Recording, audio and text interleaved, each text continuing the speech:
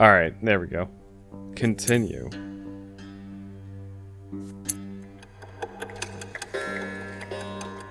Man, we're all grown up. We're youth! Wait, so that's like teenager, right?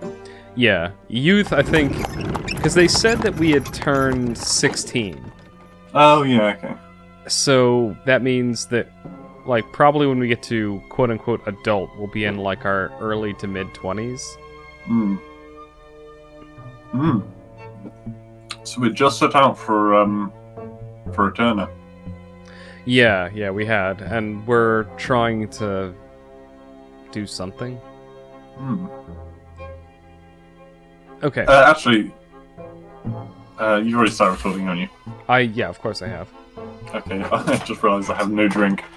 If you want to just take the first couple pages, I'll take the catch me first up on couple your way. pages. Yeah, when you come back, I will. Yeah, okay. Just Arrival in the capital. It takes a whole month to reach Eterna. You and Thomas spend the days wagging your chins and staring at the scenery as your carriage makes its way along the road and towards the next province.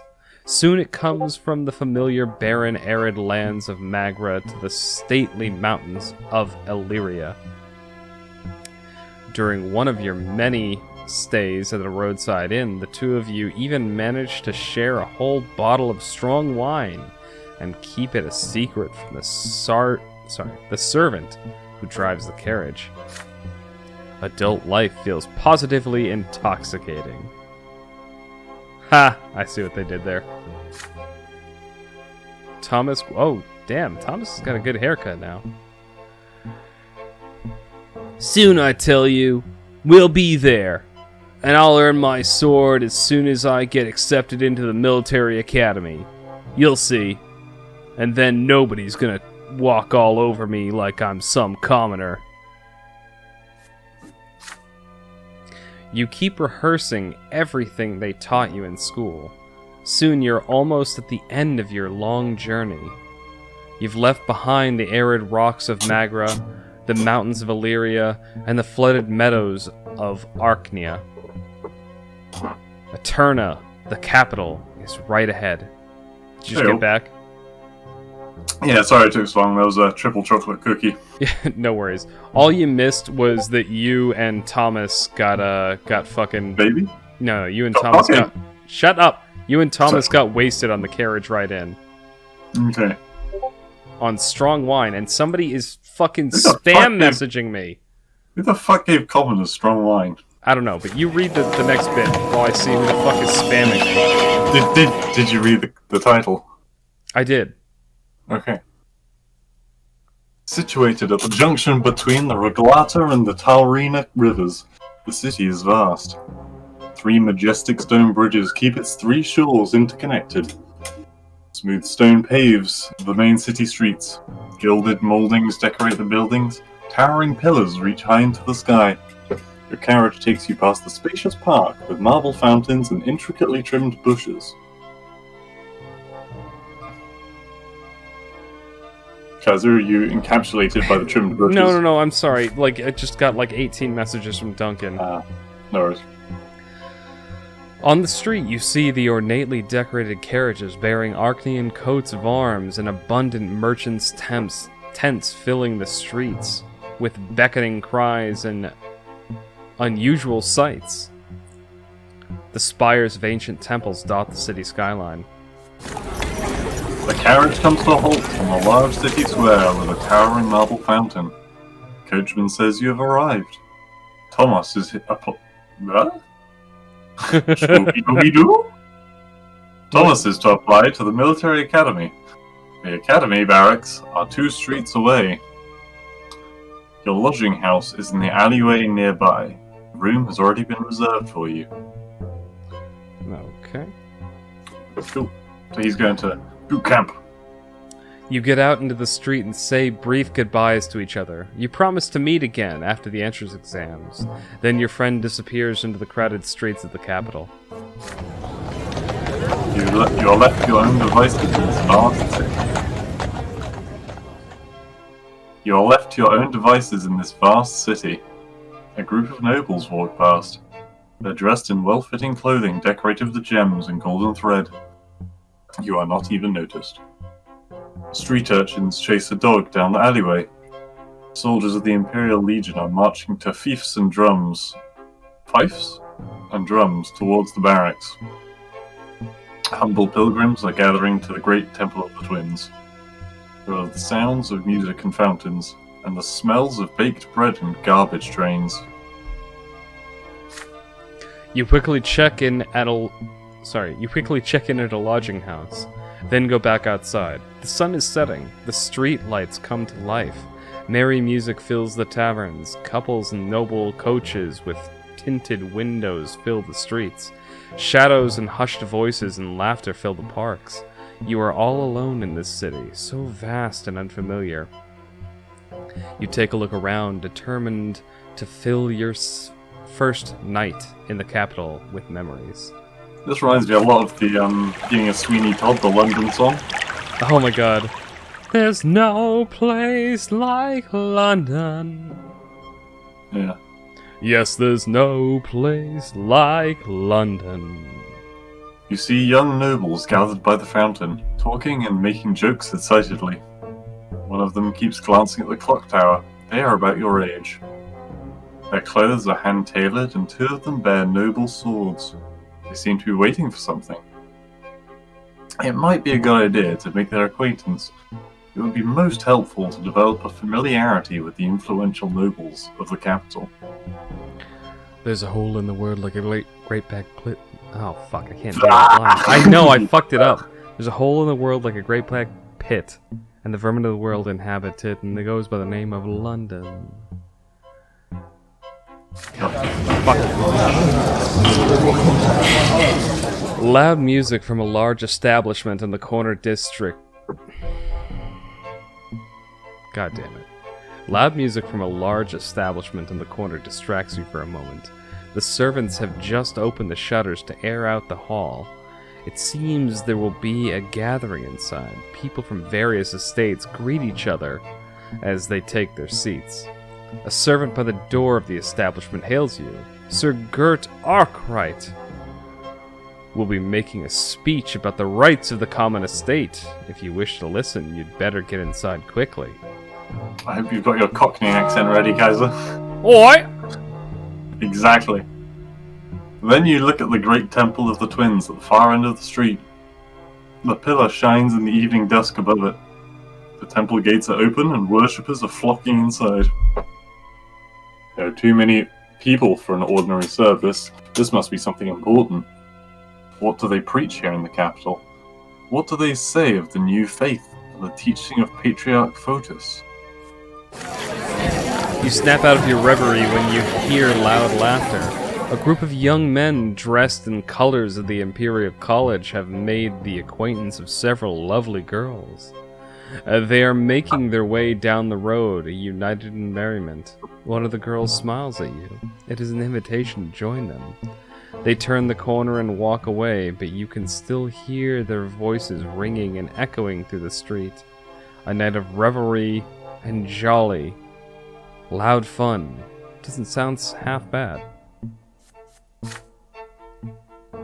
This is your first night in Eterna. No matter what you choose, you'll remember it for a long time to come. So this is them saying, don't fuck it up. I mean, honestly, the last thing we want to do is chase after the floozy, right? Exactly. Like, so all of these... honestly, that probably is going to end up with us getting robbed, if I'm fair. So, I think we get rid of the bottom two, because I don't think we're religious. We're not going to chase off the tail. Yeah. So, we either listen to the speech about the rights of the commoners, or we meet the noble... So, we need to really think about what Equestrian Johnson wants to do.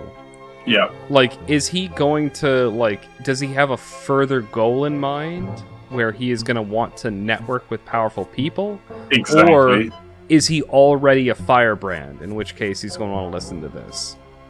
Does he want to increase his intelligence or his, community spirit? Yeah, yeah, exactly. Is he... Well, this is just him getting riled up, which I'm okay with. On the rights of commoners. Yeah, it's literally a choice between noble or commoner right now, and I think we know which way this is going. Yeah, well, Do we, though? Well,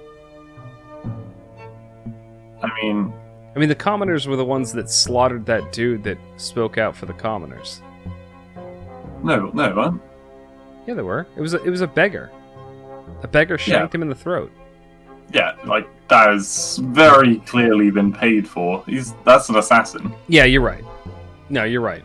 So you're thinking we should go and listen to the speech about the rights? Yeah, especially because, like, the dude was talking about and promoting the common man, basically. He was giving him more opportunities in life. And to be fair, our sister is a commoner too, and we've already established that she's the one that we're trying to, like... She's top priority, man. Yeah. She's the bit of our family that we want to help uplift. Mm. Okay.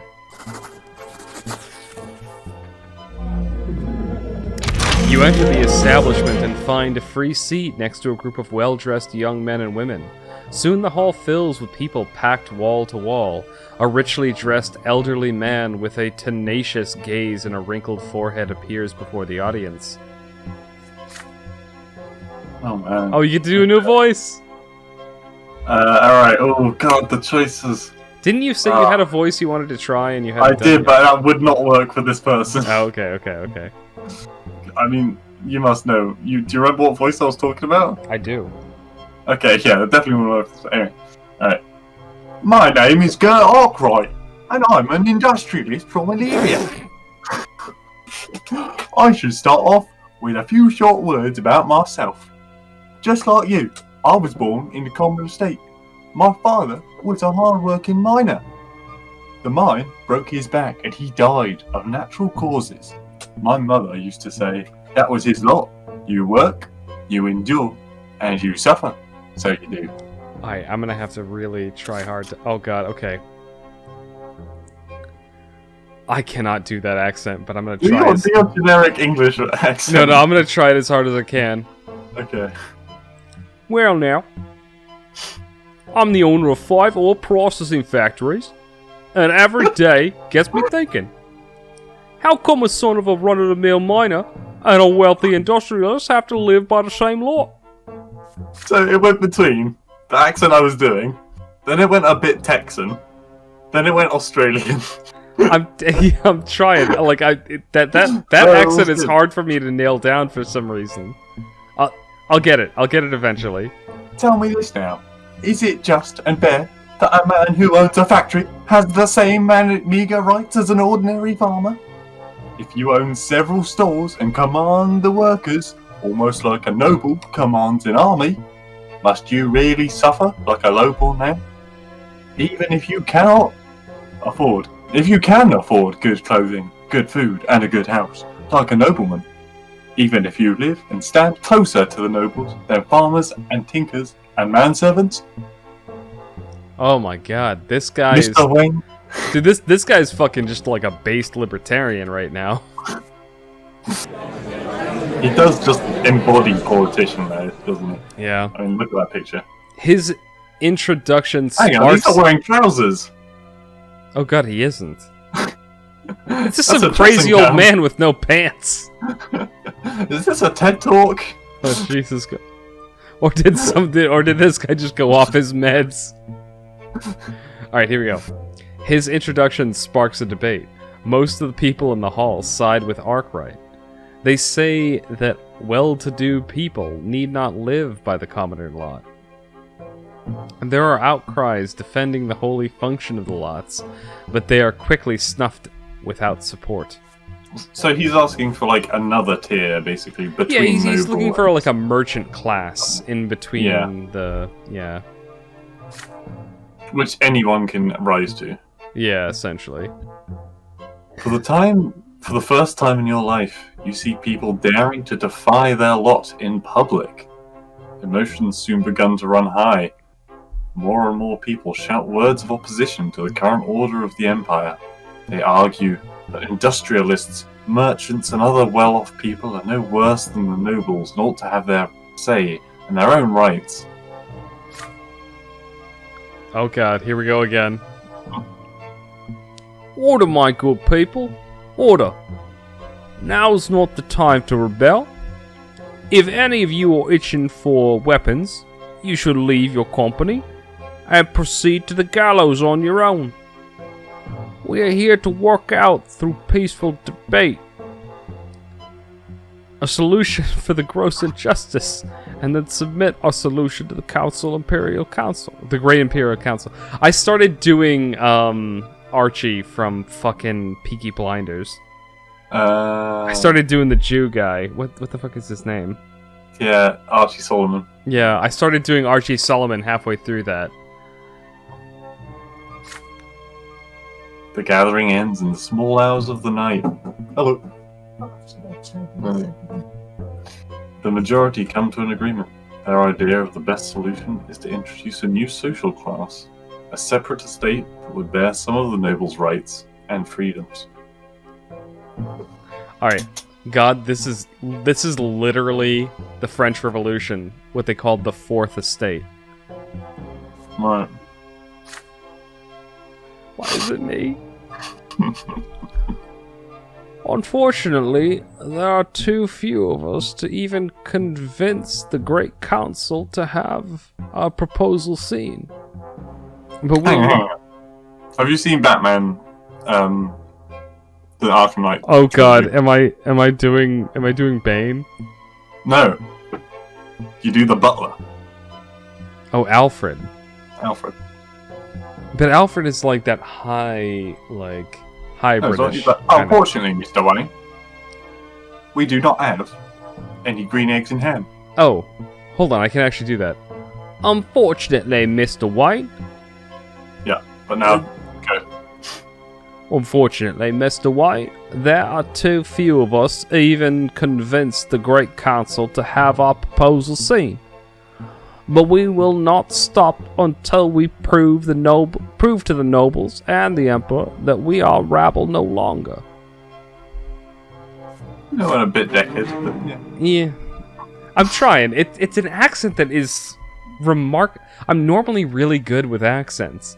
I cannot do that one for some reason. To be fair, I went for like a slightly lower class version of Alfred. Well, the thing is, I'm struggling. What you did the first time, I was trying to go for like a Birmingham accent. Birmingham? A Birmingham accent. Anyway, it's you make your way back to your lodging room. You are absolutely shocked. I can't remember what we were talking about, like, in the story now. There are so many people in the capital who openly defy the laws. How different they are from the listless, lethargic people of Anisogt. You think of Gloria before you drift off to sleep. She would have been overjoyed to be present at a gathering like this. Okay, yeah, clearly. Alright, so we lost some willpower, but we got some eloquence and manipulation. Okay.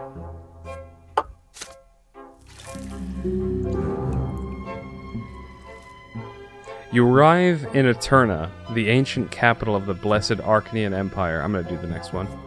Yep.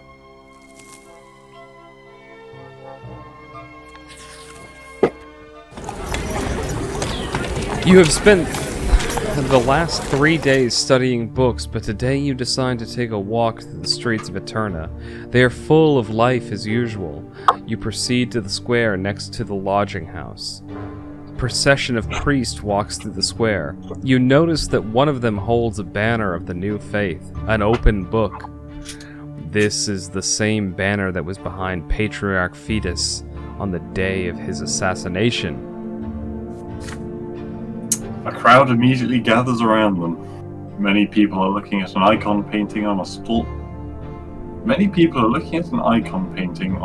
pedestal depicting a grey-haired man with glowing green eyes. You recognize that face. The face of the late Patriarch Fotis. A man with a thick beard appears by the icon painting. His broad shoulders bear a white and gold cloak with the coat of arms of the capital province embroidered on it. He is Luke, Patriarch of Archnia. He casts his stern gaze over the crowd. I got another one. All right. You got another one. This guy's got It's a new city. There's gonna be a lot of new accents. new city, new big ass beard. Your choice. All right. Sorry, I'm trying to think now. Okay. I speak to all who live within the sight of the shining pillar. Exactly 1 year ago, we lost Photus, Patriarch of the Maghreb province, mentor of the new faith. You went fucking Fenian Irish. I love it. Did I? Patriarch Photis was the first to see the book of Isatius for nothing but the words of a man, not the words of the twins themselves. He was the first to tell people to seek the path of the gods in their own hearts instead of blindly following the lots, to seek answers in the lives of the twins and their own hearts, rather than the words of the priests. Oh, fuck. Right. Go for it. I was eating a pork pie. Right. Through Patriarch Photis, we are able to see the truth. Through his death, we saw that his words are not heresy. They are the truth. That used to be obscured by Asatius' lies. And now I bring good news. Patriarch Junius Diamant has seen to it that our teacher will be canonized as a saint. Yes, Junius Diamant, an Arcadian from a great dynasty, and the Patriarch of Astinia, has joined the new faith himself. And through this, we hope that the entire empire will soon see that our doctrine is the truth. So the new Patriarch is also... He's also of the new religion. faith, yeah, just like the guy that got shanked. Pardon me. We are free from the shackles of the lots. We are equal before the twins. With each day, more and more people hearken to the truth. And one day, the entire empire will hear our call. So let us pray, my brothers. I quite like that voice. I was having a lot of fun with that one. The believers around you bow their heads in prayer and thank the twins, not for the lot they were given, as they usually would, but for the chance to choose their own path. The Patriarch's sermon is inspiring. It compels your hands to meet in a sign of prayer. It compels your lips to repeat the words of the new faith. Patriarch Luke's sermon forms a cadence, and your heart beats in time with it now. You recall the murder of Patriarch Photis a year ago. It seems more matriarchs. It seems more patriarchs share his doctrine now. The news of Junius Diamant joining the new faith is stunning. If an Archnean from a great dynasty has sided with Photis' doctrine and agreed to see everyone as equals under the twins, the new faith must truly be putting down roots. That's true. Because if a blue boy is... Yeah, exactly, because the blue ones were the ones that, were... Remember what Gloria told us? Gloria was hey... The blue There's people... nobles, and then there are these guys. Yeah, the blue people basically just hate you. Anyway. But suddenly, several figures appear by the podium. Figures clad in black with glinting silver on their sides. Inquisitors! They push through the crowd and form a circle around Patriarch Luke. One of these priests rises before the crowd. He is clean-shaven, tall, and chiseled features. Everyone falls silent at the sight of him. The Inquisitor speaks with a booming voice that can be heard by all. Jesus Christ. And Father Ulrich. He said booming voice, you jackass! Okay, fine. I am Father Ulrich. In the name of the twins and by my right as an Inquisitor, I order you to turn around and leave. The words you are hearing are full of lies. Patriarch Luke has set out to poison your hearts and minds, and the Inquisition will not allow this heresy to spread. The only true path in life is the will of the twins. Life offers us no other choice. You are hereby ordered to disperse at once. That was a really good one. It's gonna fucking kill my voice, though. Yeah, that was really fucking good, though. Thank you.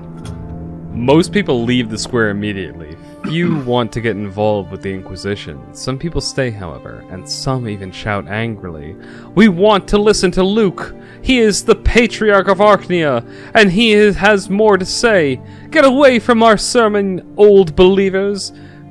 We will not listen to you and your hoary old lies about the lots."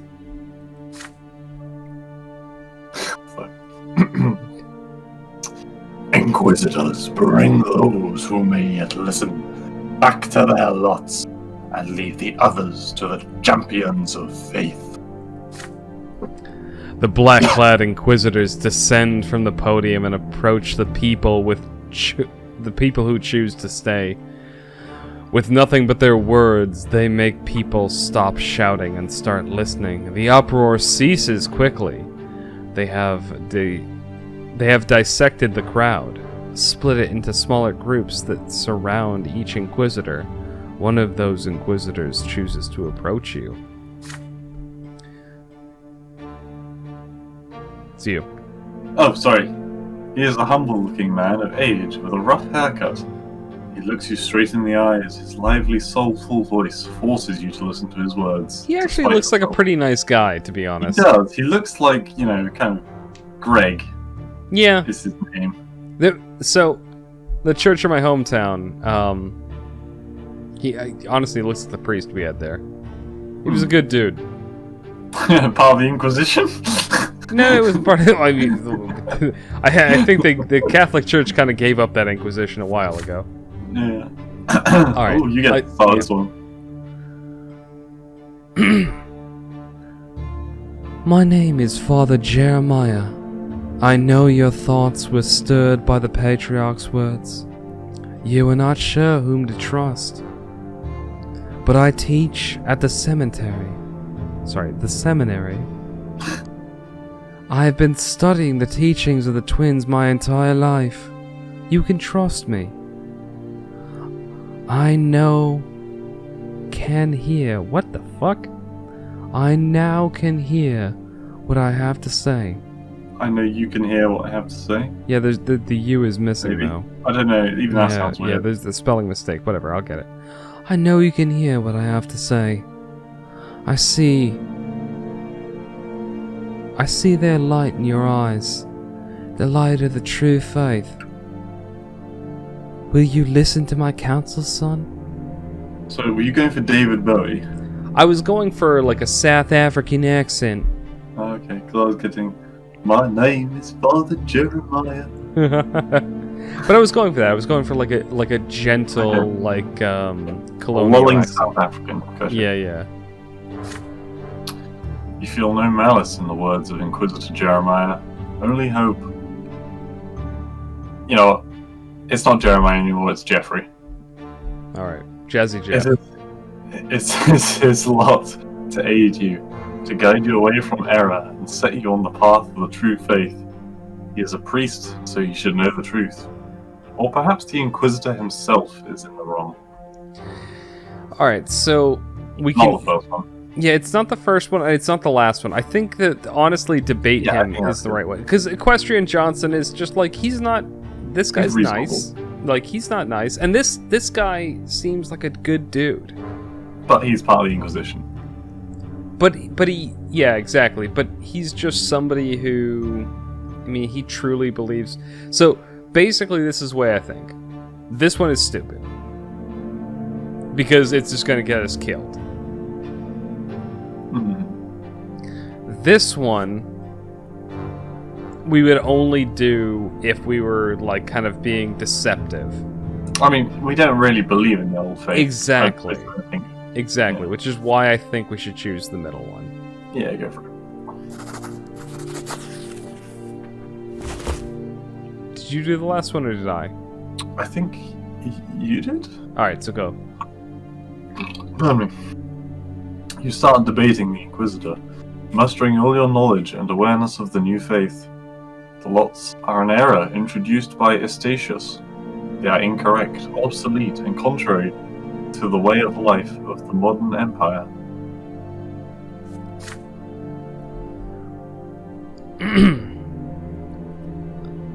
Please hear me out, my son. In these difficult times... Oh shit, he got southern all of a sudden. You got a woman all of a sudden, I think. Fuck. What was the accent I was doing before? Shit. No, I think you were fine. Please hear me out, my son. In these difficult times, many of people of your estate are the ones most tormented by doubt. Your lot is suffering, but not all of you are ready to suffer. Some turn to guile and cunning to avoid it, and they end up in eternity's embrace at the foot of the pillar. Please understand, your lot requires humility. Suffering is inevitable, and so is doubt. Each of them may temper your soul, yet each may also destroy it. But know this, if you have doubts, you are always welcome at the temple. No priest will turn you away in a moment of weakness. This is why we exist, to fortify faith in the hearts of all people, to bring the word of the twins to those who have gone astray. Know this. The Inquisition does not imprison everyone suspected of heresy. We exist to protect souls, to guide and save them. We pursue dangerous doctrines and seek to rescue every soul we meet.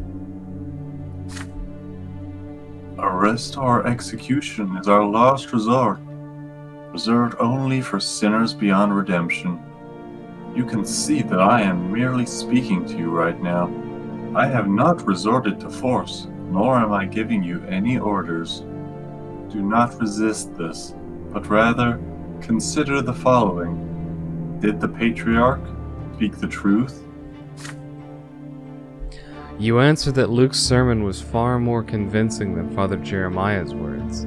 Everyone blindly heeds the writing of Estatius, who is but one man, who decided he had the right to define the lives of generations to come.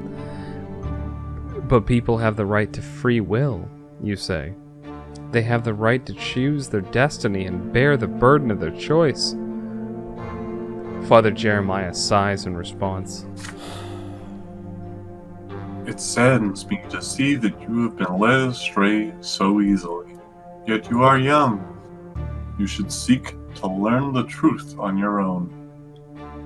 If you truly believe you can interpret the will of the gods, perhaps you should become a priest yourself.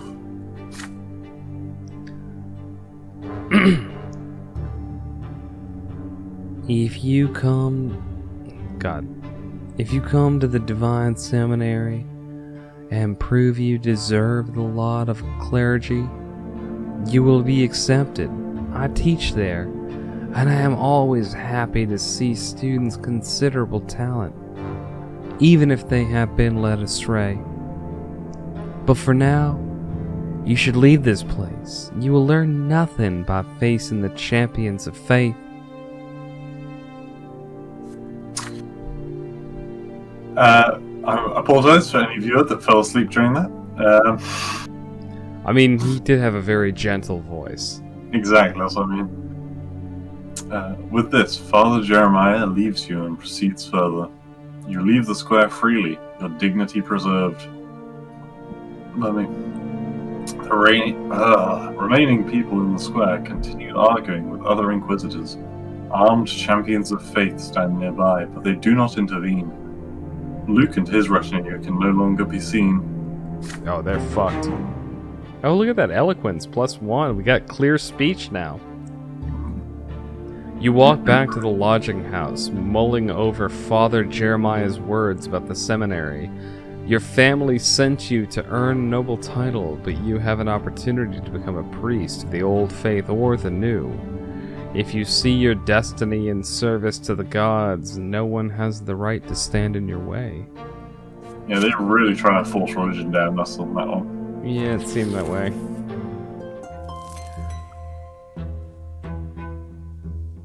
The advance of the new faith. Patriarch Luke's sermon have converted many commoners and nobles off the mantle to the new faith. There are now several temples in Eterna that follow the new canons, with Luke's blessing. This has led to no small amount of anger among the followers of the old faith. 2 mighty bishops of the church lead the new faith. One of them is Luke, the Patriarch of Archnia himself, spiritual mentor of the capital province.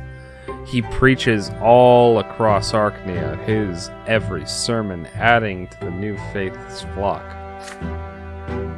The other leader of the new faith is Patriarch Junius Diamant, hailing from a great Archnean dynasty. He is the de facto ruler of Astynia province.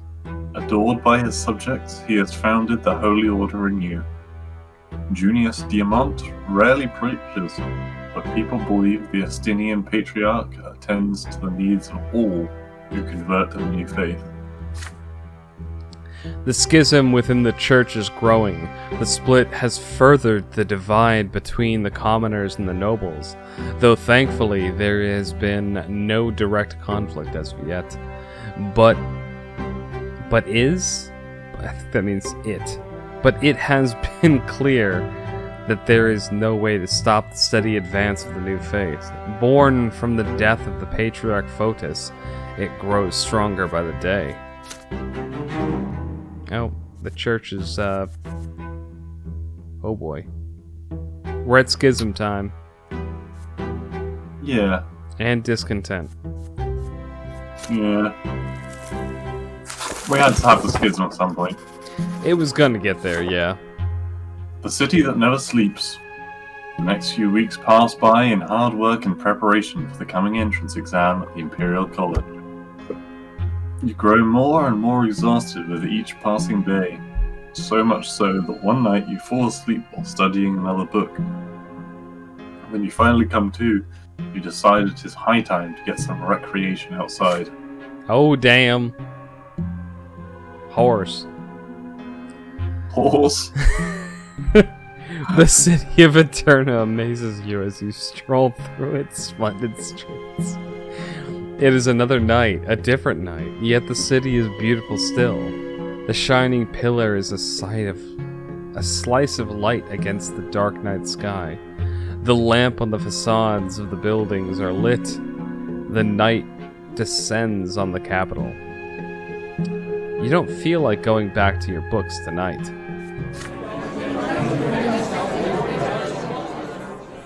Recently you made the acquaintance of several young men. They are children of nobles of the mantle, just like you, sent to the capital to earn the noble titles at the college. You decide to seek them out. Your new friends are having a late dinner on the street next street over, loudly discussing their plans for the night. So even though we didn't follow them, we're still suddenly friends with them. I mean, well, there were different... No. The ones we didn't follow were nobles of the sword. They were the prick nobles, the ones that were born nobles. Right. So these people are different. These are people who were born half noble, like us. I'm pretty sure our father was noble of the sword, isn't he? No. Our grandfather was... No. What's his face? Our brother. Our jackass brother was noble of the sword. Alright, okay. Our father and grandfather were both nobles of the mantle. Okay. The reason our brother was noble of the sword was because our father and his mother were both nobles, and so he got to be auto-noble.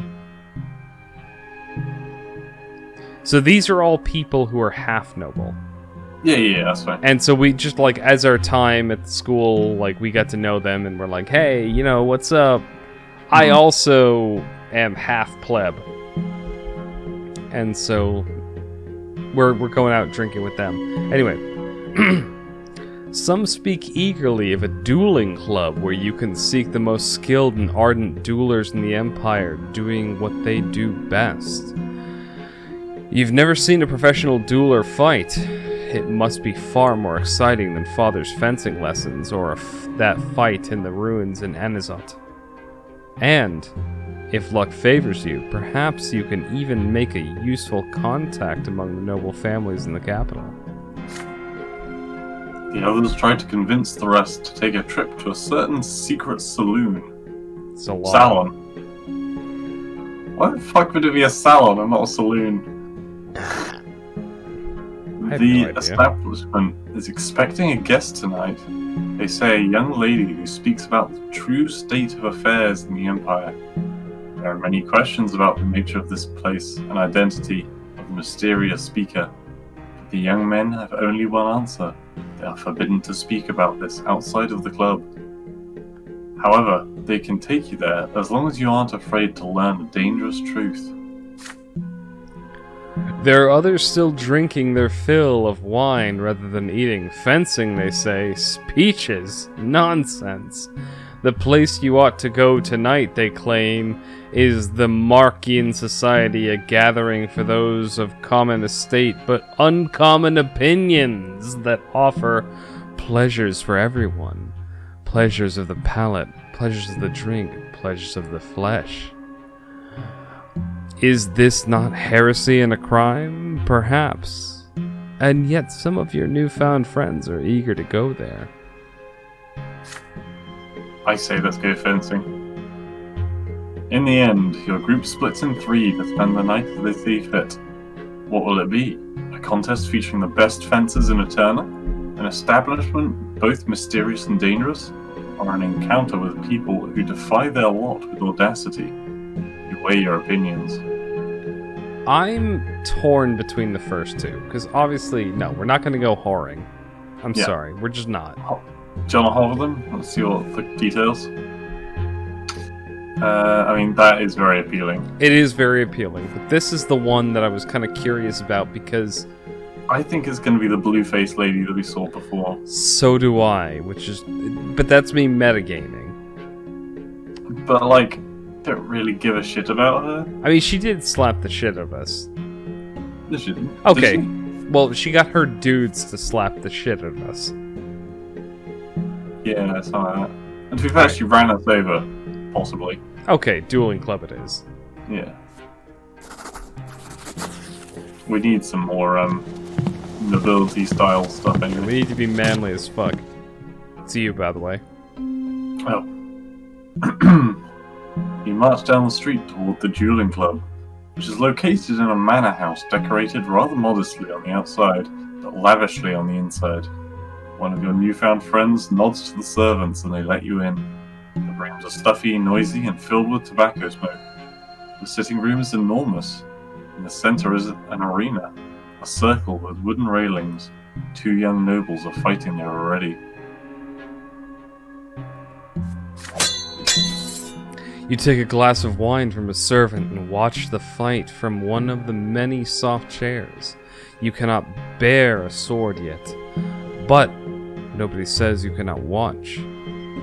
As soon as a dueler is wounded, the fight ends, but the way they fight still makes the audience gasp and scream in awe.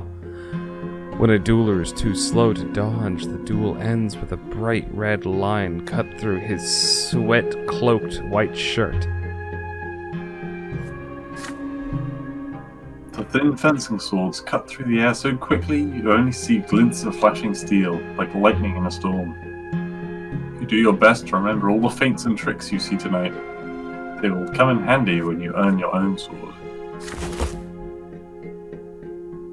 But then a tall young Archnean enters the room. He barges in from behind you and leaps into the arena between 2 fencers, thus ending the duel.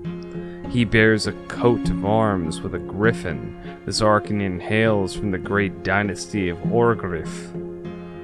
Is this the asshole from before? No, it isn't. It's a different guy. Okay. The Arcanian's voice booms as he challenges everyone in the audience to a duel. He sneers smugly. If you consider yourself nobles, then how about you face an Arcanian lord in honorable combat?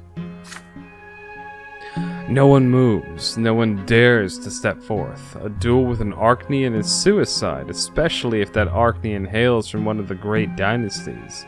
Such a duel will end with a lesser death at best, and with a true death through trial and execution at worst.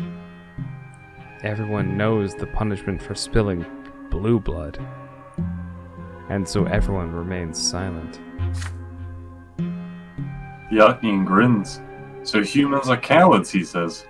You'll never be true nobles if you're never ready to risk a lesser death. Then Arcanian honor and tradition is not for you. And war is not your domain either, for human nobles are but a mockery, a gathering of animals dressed to resemble higher beings. A man leaps onto the arena. He is tall as a tree. Sorry, that was weird. He is tall as a tree. His pockmarked face is white with rage and covered in scars. There are whispers of reverence in the audience. This is Marth Farasti, the owner of the club. He has accepted the challenge for honor of all human nobles. He has yearned to fight an Arcanian all his life. Now is his chance. Pockmarked face, I just assumed he was a fucking zitty teenager.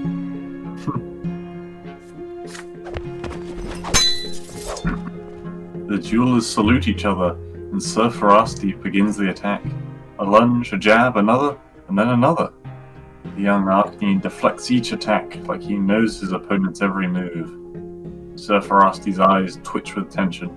The owner of the club lunges again, but the Arcanian deflects his sword and rips the weapon out of the human's hands. Marth Farasti looks at the Arcanian in confusion, then bows his head in recognition of his defeat.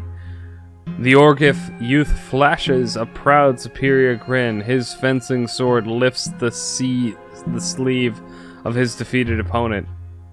It bears 3 black marks of lesser death. Now the young Arcanian eyes Sir Farasti with a mockery of sadness and compassion. Why, it appears the poor, over-eager ex-commander is on his last life. Poor ex-commoner. Sorry. Farasti shudders. He asks the Orgriff youth to be so kind as to spare his life, nobleman to nobleman. The Arcanian's face grows dark and grim. The sword stabs deep into Farasti's chest. Then the Orgriff youth speaks, loud enough for everyone to hear. He is the only noble in this hall, he says, and everyone who saw this must forget the dueling club ever existed, and leave this place never to return. Yeah, we're gonna kill this motherfucker at some point, right? Yeah, at some point. I mean, he makes a good point, though. What point do you mean? They are all kind of cowards. Well, I mean, no one else went out. They didn't give us the option. Yeah. To be fair, if they gave us the option, Equestrian Johnson would definitely do that. Oh, yeah. But they didn't. No. I don't know. Still, the guy who did that sort of thing, that's in very bad form. So, fun little historical fact. When duels were a thing back in the day, it was fairly common as just a matter of course for one man to like fire his pistol into the air and just go like essentially concede the duel that way. Oh, okay. And so the other man would then just not fire. Like a lot of the time, duels very rarely actually came to the point where they actually shot each other. And even when they did, they typically didn't kill each other. So what he did was in incredibly bad form. Yeah. Anyway. But it's a different race, and Yeah, exactly. You know, he was. You know? Well, he was just a massive cunt. Anyway, the noble scowl dress reluctantly and leave with quiet resentment. No one dares defy the Arcnean openly. The noble gathering disperses outside. You return to your lodging house, lost in thought. Arcneans stand far above humans. They do not care if you are a commoner or a high-ranking noble. In their eyes, you are only human. It seems there is nothing that can readily oppose Arcnean power. They are the masters of this world, and humans are pale reflections of them at best. Oh, Valor went up. Nice. The trip to the dueling club ended on a grim note, but you learned a lot from watching Eterna's best duelers in action. You recall their lunges and blocks before you sleep, rather than the master of the dueling club being murdered in cold blood. Okay, I think that's where we're going to leave it for today. Yeah, that's the last year. We have to get through this, otherwise it won't save. Oh yeah. The Code of Laws. You are on the way to the largest library in Eterna to study for your entry exams. It is right next to the college. The streets are full of people, everyone is excited. You hesitate for a few seconds, then let your curiosity get the better of you, and head towards the place where you'll soon study. Before long, you hear the shouting. The great Chancellor is about to give a speech about the future of the Empire.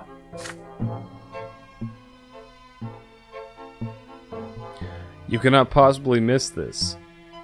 You mix with the crowd and soon find a convenient place to listen and watch what is about to unfold. On the steps of the college, you see a small tribune? Wow. On the steps of the college, you see a small tribune guarded by two Arcneans armed with swords. This is the first time you have ever seen an Arcnean standing guard, let alone two of them. The doors of the college open to reveal a stately Arcnean surrounded by an honor guard. It is he, Cornelius Tempest, great Chancellor of the Empire, younger brother to the Emperor himself. He heads for the tribune and casts a look over the square. It is full of people in awe and utter silence. I got this. Long ago, humans witnessed the Arcneans' arrival. The two nations built the empire side by side. The provinces joined us one by one, and the Magra was the final province to attain the absolute might and majesty of the blessed Arcnean Empire. Yet there was another great event long before that. 4 centuries ago, the twins had graced us with their presence. With their arrival, the twins granted us their will. They showed us their love and their law, and they granted us knowledge of what awaits us in the hereafter.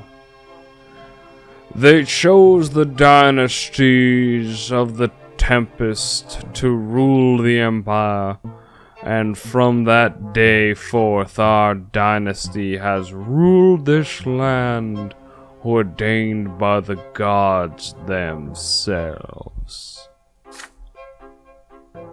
However, it is our duty to the twins not to seek power for power's sake, but rather to lead the Empire to further prosperity. And so the Great Imperial Council is soon to review and adopt a new set of laws called the Creed. Under the Creed, all estates will be granted rights. Under the Creed, there will be one law for all Imperial citizens to obey, human or Arcnean, from the lowest commoner to the Emperor himself. Oh shit. The strife among the estates will end. A simple law will resolve all our quarrels. Glory to the Empire. For the Emperor! For the Emperor! The great Chancellor throws his arms into the air. The crowd murmurs and applauds in approval. Cornelius Tempest casts another look over the crowd and leaves. The crowd disperses. The sounds of agitated discussion are everywhere. Is it true that the Emperor's dynasty seeks to grant equal rights to all estates? What will happen to the Empire then? Okay. Power. Oh, shit. Big shit's happening. Alright, so let's call it there. Yep.